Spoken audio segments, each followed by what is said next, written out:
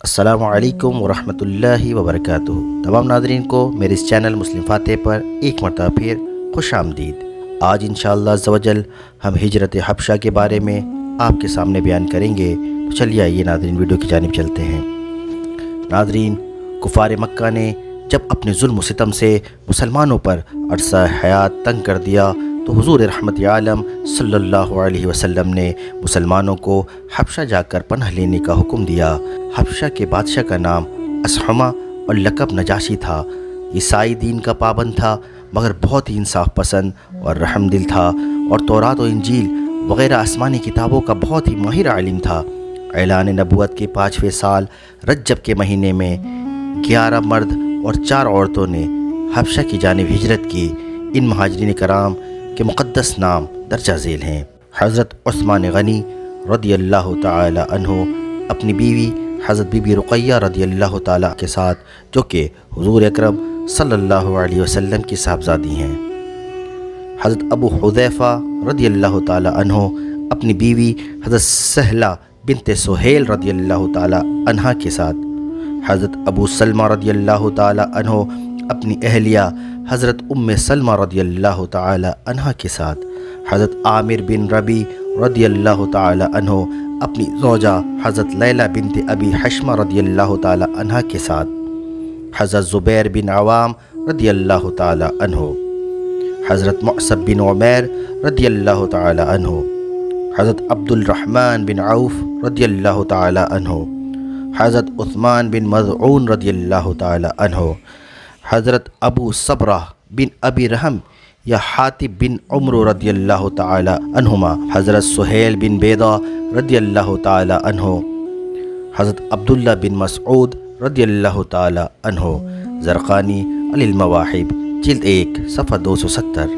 ناظرین، کفار مکہ کو جب ان لوگوں کی ہجرت کا پتہ چلا تو ان ظالموں نے ان لوگوں کی گرفتاری کے لیے ان کا تعقب کیا، لیکن یہ لوگ کشتی پر سوار ہو کر روانہ ہو چکے تھے، اس لیے کفار ناکام واپس لوٹے۔ یہ مہاجرین کا قافلہ حبشہ کی سرزمین میں اتر کر امن و امان کے ساتھ خدا کی عبادت میں مصروف ہو گیا۔ چند دنوں کے بعد ناگہاں یہ خبر پھیل گئی کہ کفار مکہ مسلمان ہو گئے۔ یہ خبر سن کر چند لوگ حبشہ سے مکہ لوٹ آئے، مگر یہاں آ کر پتہ چلا یہ خبر غلط تھی۔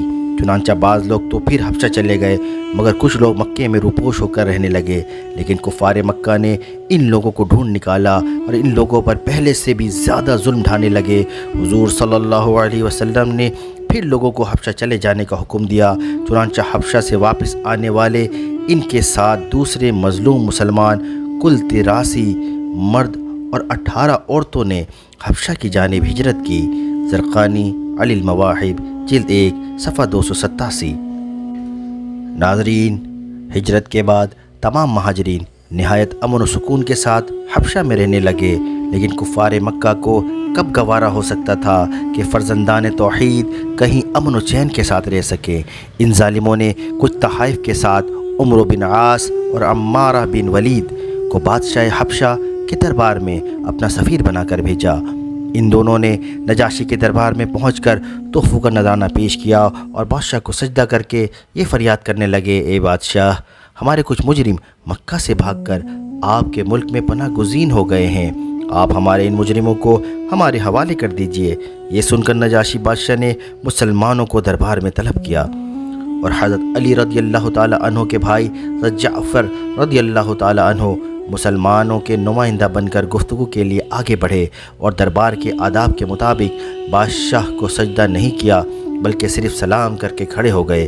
درباریوں نے ٹوکا تو حضرت جعفر رضی اللہ تعالی عنہ نے فرمایا کہ ہمارے رسول صلی اللہ علیہ وسلم نے خدا کے سوا کسی کو سجدہ کرنے سے منع فرمایا ہے، اس لیے میں بادشاہ کو سجدہ نہیں کر سکتا۔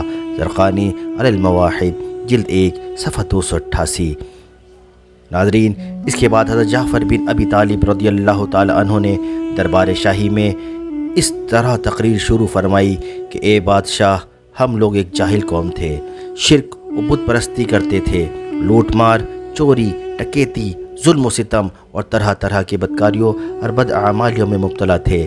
اللہ تعالیٰ نے ہماری قوم میں ایک شخص کو اپنا رسول بنا کر بھیجا جس کے حسب و نسب اور صدق و دیانت کو ہم پہلے سے جانتے تھے۔ इस रसूल ने हमको शिर्क व बुत परस्ती से रोक दिया और सिर्फ़ एक खुदाए वाहिद की इबादत का हुक्म दिया। हर किस्म के जुल्म व सितम और तमाम बुराइयों और बदकारियों से हमको मना किया।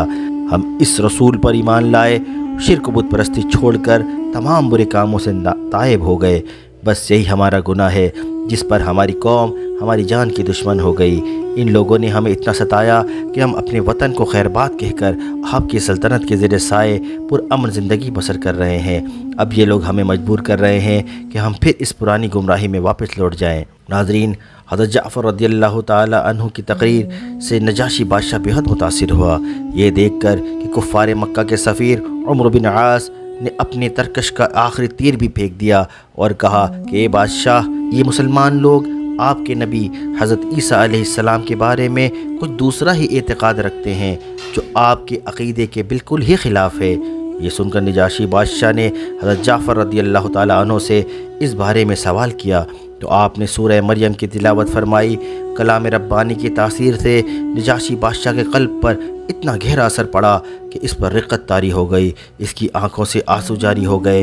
हज़रत जाफ़र रज़ियल्लाहु ताला अन्हु ने फरमाया कि हमारे रसूल सल्लल्लाहु अलैहि वसल्लम ने बताया है कि हज़रत ईसा अलैहिस्सलाम खुदा के बंदे और इसके रसूल हैं जो कुंवारी मरियम रज़ियल्लाहु ताला अन्हा के शिकम मुबारक से बग़ैर बाप के खुदा की कुदरत का निशान बनकर पैदा हुए।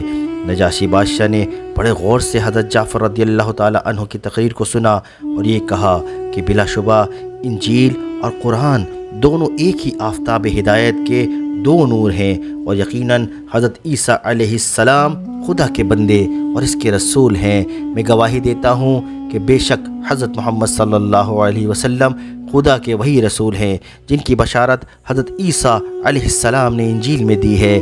और अगर मैं दस्तूर सल्तनत के मुताबिक तख्त शाही पर रहने का पाबंद ना होता तो मैं ख़ुद जाकर रसूल अकरम सल्लल्लाहु अलैहि वसल्लम की जूतियाँ सीधी करता और इनके कदम धोता। बादशाह की तकरीर सुनकर इसके दरबारी जो कट्टर किस्म के ईसाई थे नाराज़ व बरहम हो गए, मगर नजाशी बादशाह ने जोश ईमानी में सबको डांट फिटकार कर खामोश कर दिया और कुफ़ार मक्का के तोहफ़ों को वापस लौटाकर उमर बिन आस और अम्मारा बिन वलीद को दरबार से निकलवा दिया और मुसलमानों से कह दिया कि तुम लोग मेरी सल्तनत में जहाँ चाहो अमन व सुकून के साथ आराम व चैन की ज़िंदगी बसर करो, कोई तुम्हारा कुछ नहीं बिगाड़ सकता। ज़रक़ानी जिल्द 1 सफ़ा 288। नाज़रीन, वादा रहे कि नजाशी बादशाह मुसलमान हो गया था, चुनांचा इसके इंतकाल पर हुजूर सल्लल्लाहु अलैहि वसल्लम ने मदीना मुनव्वरा में इसकी नमाज़ जनाजा पढ़ी। हालांकि नजाशी बादशाह का इंतकाल हबशा में हुआ था और वो हबशा में ही मदफून भी हुए, मगर हुजूर सल्लल्लाहु अलैहि वसल्लम ने गायबाना इनकी नमाज जनाजा पढ़कर इनके लिए दुआए मग़फ़िरत फरमाई। आज की वीडियो यहीं तक ख़त्म होती है। मिलते हैं अगले वीडियो में। अस्सलामु अलैकुम व रहमतुल्लाहि व बरकातुहू।